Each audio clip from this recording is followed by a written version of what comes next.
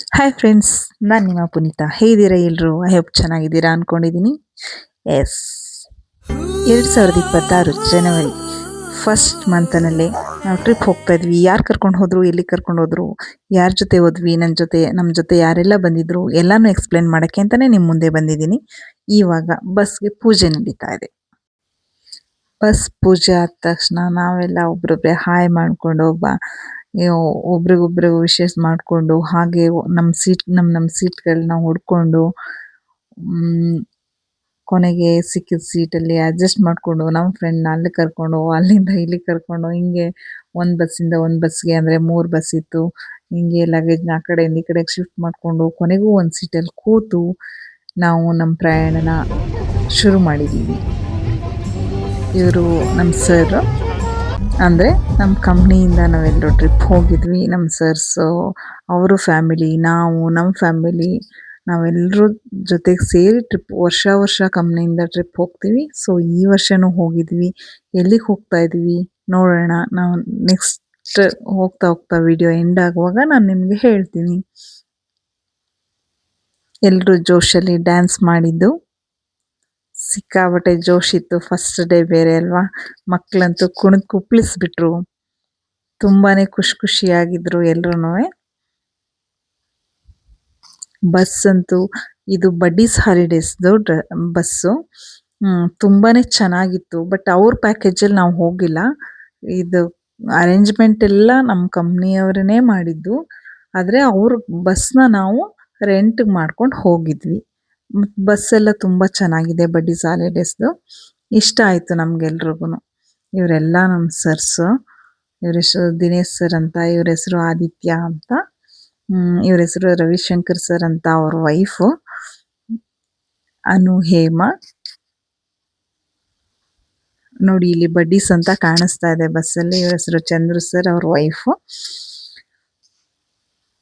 ತುಂಬಾನೇ ಮಜವಾಗಿತ್ತು. First day ಬೇರೆ, ಇನ್ನೂ ಯಾರಿಗೂ ಸುಸ್ತಾಗಿರ್ಲಿಲ್ಲ. ಎಲ್ಲರೂ ಫುಲ್ಲು ಫ್ರೆಶ್ ಅಲ್ಲಿದ್ರು.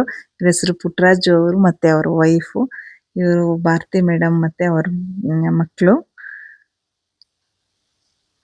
ಹಿಂಗೇನೆ ಎಲ್ರೂ ನಿಮ್ಗೆ ಪರಿಚಯ ಮಾಡ್ಕೊಡ್ತಾ ನಾನು ಎಲ್ಲಿ ಹೋಗಿದ್ವಿ ನೋಡಿ. ನಮ್ಮ ಸರ್ ಅವ್ರ ವೈಫ್ ಮತ್ತೆ ಇವ್ರ ಮಕ್ಳು ಇವರು. ನಾನು ನೆಕ್ಸ್ಟ್ ವಿಡಿಯೋದಲ್ಲಿ ನಿಮ್ಗೆ ತೋರಿಸ್ತೀನಿ. ಅವ್ರ ಫುಲ್ ಫ್ಯಾಮಿಲಿ ನಿಮ್ಗೆ ಸಿಗ್ತಾರೆ. ಸೊ ಎಲ್ರೂ ಹಿಂಗೆ ನಕ್ಕೋತಾ ಡ್ಯಾನ್ಸ್ ಮಾಡ್ತಾ ಸ್ನ್ಯಾಕ್ಸು ಅದು ಇದು ಅಂದ್ಕೊಂಡು ನೈಟ್ ಆಲ್ರೆಡಿ ಸುಮಾರು 11 ಗಂಟೆ ಹತ್ತತ್ರ ಆಗಿದೆ. 11 ಗಂಟೆ ಆದ್ರೂ ಯಾರಿಗೂ ನಿದ್ರೆ ಬರ್ತಾ ಇಲ್ಲ. ಫುಲ್ ಜೋಶ್ ಇದೆ, ಡ್ಯಾನ್ಸ್ ಸಖತ್ತಾಗಿದೆ. ಸೊ ಇದು ನೈಟ್ ಜರ್ನಿ ಅಂದರೆ ನಮಗೆ ತುಂಬಾ ಇಷ್ಟ. ಯಾಕೆಂದರೆ ಜರ್ನಿ ಮಾಡಿದ್ದೇ ಗೊತ್ತಾಗಲ್ಲ. ಅದರಲ್ಲೂ ಫ್ರೆಂಡ್ಸ್ ಅಂತೂ ಇದ್ದರೆ ನೈಟೋ ಡೇನೋ ಏನೋ ಗೊತ್ತಾಗಲ್ಲ. ಸೊ ಇವಾಗ ನಾವು ಬೆಳಿಗ್ಗೆ ಎದ್ದಾಗ ಎಲ್ಲಿರ್ತೀವಿ ನೋಡೋಣ. ಮತ್ತೆ ಈ ಇಯರಲ್ಲಿ ನೀವು ಎಲ್ಲಿಗೆ ಟ್ರಿಪ್ ಮಾಡಬೇಕು ಅಂತಿದ್ದೀರಾ, ಮಾಡಿದರೆ ಎಲ್ಲಿಗೆ ಮಾಡಿದ್ದೀರಾ, ಯಾವ ಪ್ಲೇಸ್ ಚೆನ್ನಾಗಿದೆ ಎಲ್ಲಾನು ನನಗೆ ನೀವು ಕಮೆಂಟಲ್ಲಿ ಹೇಳ್ಬೋದು. ಹಾಗೆ ನಿಮ್ಮ ಕಡೆಯಿಂದ ನನಗೊಂದು ಸಜೆಷನು ಸಿಕ್ದಂಗೆ ಆಗುತ್ತೆ. ನೆಕ್ಸ್ಟ್ ನಾನೇನಾದರೂ ಅಲ್ಲಿ ಹೋಗ್ಬೋದಾ, ನನಗೆ ಹತ್ರ ಆಗುತ್ತಾ ಫ್ಯಾಮಿಲಿ ಟ್ರಿಪ್ ಅಥವಾ ಫ್ರೆಂಡ್ಸ್ ಜೊತೆನೋ ಯಾವ ಥರನಾದರೂ ಅಂತ ನಿಮ್ಮ ಎಕ್ಸ್ಪೀರಿಯನ್ಸ್ನ ನನ್ನ ಜೊತೆ ಹಂಚ್ಕೊಂಡಂಗಾಗತ್ತೆ. ಹೀಗೆ ಹೆಣ್ಮಕ್ಳೆಲ್ಲ ಡ್ಯಾನ್ಸ್ ಮಾಡಿ ಫುಲ್ ಸುಸ್ತಾಗಿ ಫುಲ್ಲು ಜೋಶಲ್ಲಿ ಸ್ಟಾರ್ಟ್ ಮಾಡಿ ಕೊನೆಗೆ ಸುಸ್ತಾಗಿ ಇನ್ನೇನು ಮಲ್ಕೊಳ್ಳೋ ಸ್ಟೇಜಲ್ಲಿದ್ವಿ ಎಲ್ಲರೂ. ಆದರೆ ನಾಳೆ ಏನಿದೆ ಅನ್ನೋ ಒಂದು ಕಾತರ ಇದ್ದೇ ಇರುತ್ತಲ್ವಾ. ಹೋಗೋ ಪ್ಲೇಸ್ ಹೆಂಗಿರುತ್ತೆ, ಅಲ್ಲಿ ನಾವು ಏನು ಮಾಡಬೇಕು, ನಾಳೆ ಇದು ಯಾವ ಥರ ಪ್ರಿಪ್ರೇಷನ್ ಇರುತ್ತೆ ಎಲ್ಲ ಫುಲ್ಲು ಕ್ಯೂರಿಯಾಸಿಟಿ ಇದ್ದೇ ಇತ್ತು. ಮಲ್ಕೊಂಡ್ವಿ. ಬೆಳಗ್ಗೆ ಎದ್ದು ನೋಡಿದಾಗ ರೂಮಲ್ಲಿದ್ವಿ. ಎಸ್, ಬೆಳಗ್ಗೆ ಎದ್ದು ಸೀದಾ ಹೋಗಿ ರೂಮ್ಗೆ ಚೆಕ್ ಇನ್ ಆಗಿದ್ದೀವಿ. ಚೆಕ್ ಇನ್ ಆಗಿಬಿಟ್ಟು ರೂಮು ತುಂಬ ಹೈಫೈ ಅಲ್ಲ, ತುಂಬ ಕೆಟ್ಟದಾಗೂ ಇರಲಿಲ್ಲ, ಒಂದು ಆವ್ರೇಜಲ್ಲಿತ್ತು. ರೂಮಿಂದ ಕಾಲ್ನಡಿಗೆ ದೂರದಲ್ಲಿ ಬೀಚ್ ಇತ್ತು, ಔರಾ ಬೀಚ್ ಎಲ್ಲಿರೋದು. ಸೊ ನಾವು ಇವತ್ತು ಎಲ್ಲಿಗೆ ಹೋಗಿದ್ವಿ, ಔರಾ ಬೀಚ್ ಎಲ್ಲಿರೋದು ಅಂತ ಯಾರಿಗೆಲ್ಲ ಗೊತ್ತೋ ಅವ್ರಿಗೆಲ್ಲ ನಾವು ಇವತ್ತು ಎಲ್ಲಿಗೆ ಹೋಗಿದ್ವಿ ಅಂತ ಗೊತ್ತಿರುತ್ತೆ. ಸೊ ಆಲ್ಮೋಸ್ಟ್ ತುಂಬ ಜನರಿಗೆ ಗೊತ್ತಿರುತ್ತೆ. ಆದರೆ ನಾನು ಲಾಸ್ಟಲ್ಲೇ ಹೇಳ್ತೀನಿ. ಓಕೆನಾ. ನಂಗಂತೂ ಈ ಅಲೆಗಳ ಸೌಂಡು ಅಂದರೆ ಮೈ ಮರೆತು ಹೋಗ್ಬಿಡೋ ಅಷ್ಟು ಚೆನ್ನಾಗಿರುತ್ತೆ ಆ ಸೌಂಡು. ನಿಜವಾಗ್ಲೂ ನನಗೆ ಅಂತಲ್ಲ, ಆಲ್ಮೋಸ್ಟ್ ಎಲ್ಲ ಜನರಿಗೂ ಪ್ರಕೃತಿಯ ಇದೇನು ಶಬ್ದಗಳಿದೆಯಲ್ವ, ಹಕ್ಕಿ ಕೂಗೋದಿರ್ಬೋದು, ಈ ನದಿ ಹರಿಯೋದಿರ್ಬೋದು, ಇಂಥದ್ದು ಸೌಂಡ್ಗಳು ತುಂಬ ಪೀಸ್ಫುಲ್ಲಾಗಿರುತ್ತೆ, ಒಂಥರ ತುಂಬ ರಿಲ್ಯಾಕ್ಸ್ನೆಸ್ ಕೊಡುತ್ತೆ ಅಂತ ನಾನು ಅಂದ್ಕೊಂಡಿದ್ದೀನಿ. ಅದು ಹೀಗೆ ಇನ್ಸ್ಟಾದಲ್ಲಿ ನೋಡ್ತಾ ಇದ್ದಾಗ ಯಾರೊಬ್ರು ಡಾಕ್ಟ್ರು ಕೂಡ ಹೇಳಿದ್ದಾರೆ ಅದನ್ನು. ಬೀಚ್ ಮುಗಿಸ್ಕೊಂಡು ಬಂದವರೆ ತಿಂಡಿ ತಿಂದು ಸೀದಾ ರೆಡಿಯಾಗಿ ಬಸ್ಸಲ್ಲಿ ಕೂತ್ವಿ. ಬಸ್ಸಲ್ಲಿ ಕೂತ್ರೆ ಬಸ್ಸಲ್ಲೂ ಸ್ನ್ಯಾಕ್ಸ್ ಎಲ್ಲ ಆಲ್ರೆಡಿ ಕೊಡ್ತಾಯಿದ್ರು. ಸ್ನ್ಯಾಕ್ಸ್ ನಮ್ಮ ಕಂಪ್ನಿನೇ ಅರೇಂಜ್ ಮಾಡಿರ್ತಾರೆ. ಅಲ್ಲಿಂದ ಸೀದಾ ನಾವು ಬಂದಿದ್ದೆ ಮ್ಯಾಂಗ್ರೋವ್ ಫಾರೆಸ್ಟ್ಗೆ. ನಾವಿದ್ದೀವಿ ಇವತ್ತು ಪಾಂಡಿಚೇರಿನಲ್ಲಿ. ನೀವು ಪಾಂಡಿಚೇರಿ ನೋಡಿದ್ದೀರಾ, ಎಕ್ಸ್ಪ್ಲೋರ್ ಮಾಡಿದ್ದೀರಾ? ನಿಮ್ಮ ಅನುಭವ ಹೇಗಿತ್ತು ಕಮೆಂಟ್ನಲ್ಲಿ ನೀವು ಹಂಚ್ಕೋಬೋದು. ಕಮೆಂಟ್ ಬಾಕ್ಸ್ ಓಪನ್ ಇದೆ. ಇವರೆಲ್ಲ ನಮ್ಮ ಫ್ರೆಂಡ್ಸು. ಬಟ್ ಈ ಎಕ್ಸ್ಪೀರಿಯನ್ಸ್ ಅಂತೂ ತುಂಬಾ ಚೆನ್ನಾಗಿತ್ತು, ತುಂಬ ಅಂದರೆ ತುಂಬಾ ಚೆನ್ನಾಗಿತ್ತು. ಬೋಟ್ ಹೊರಡುವಾಗ ಮಳೆ ಇರಲಿಲ್ಲ, ಆದರೆ ಬೋಟ್ ಮಧ್ಯಕ್ಕೆ ಹೋದ್ಮೇಲೆ ಮಳೆ ಜಾಸ್ತಿ ಆಗ್ತಾನೇ ಹೋಯಿತು. ಇನ್ನೊಂದು ವಿಶೇಷ ಅಂದರೆ ಬೋಟಲ್ಲಿ ನನಗೆ ನನ್ನ ಮಗಳಿಗೆ ಫ್ರಂಟಲ್ಲೇ ಸೀಟ್ ಸಿಕ್ಕಿತ್ತು. ಫ್ರಂಟಲ್ಲಿ ಅಂದರೆ ಆಪೋಸಿಟ್ ಸೈಡಿಗೆ ಮುಖ ಮಾಡಿ ಕೂರೋ ಥರ. ಇದು ಒಂದು ತುಂಬ ಖುಷಿ ಆಯಿತು. ಹಾಗೆಯೇ ನೋಡ್ತಾ ಪ್ರಕೃತಿನ ಕಳೆದೇ ಹೋಗ್ಬಿಟ್ವಿ. ಎಲ್ಲರೂ ನೋಡಿ ಎಷ್ಟು ಎಂಜಾಯ್ ಮಾಡ್ತಿದ್ದಾರೆ ಅಂದರೆ, ಫುಲ್ ಇದು ಫಾರೆಸ್ಟು, ಈ ವಾಟರಲ್ಲಿ ಹೋಗ್ತಾ ಹೋಗ್ತಾ ಹೋಗ್ತಾ ಫಾರೆಸ್ಟ್ ಒಳಗಡೆ ಹೋದಂಗೆ ಅಂತೂ ತುಂಬಾ ಚೆನ್ನಾಗಿದೆ. Mind blowing. ಪ್ರಕೃತಿ ಮುಂದೆ, ಈ ಸೌಂದರ್ಯದ ಮುಂದೆ ಯಾವ ಸೌಂದರ್ಯನೂ ಇಲ್ಲ ಅನ್ನೋಷ್ಟಿದೆ. ನಿಜವಾಗ್ಲೂ ತುಂಬಾ ಖುಷಿ ಆಯಿತು ಈ ಟ್ರಿಪ್ ನನಗೆ.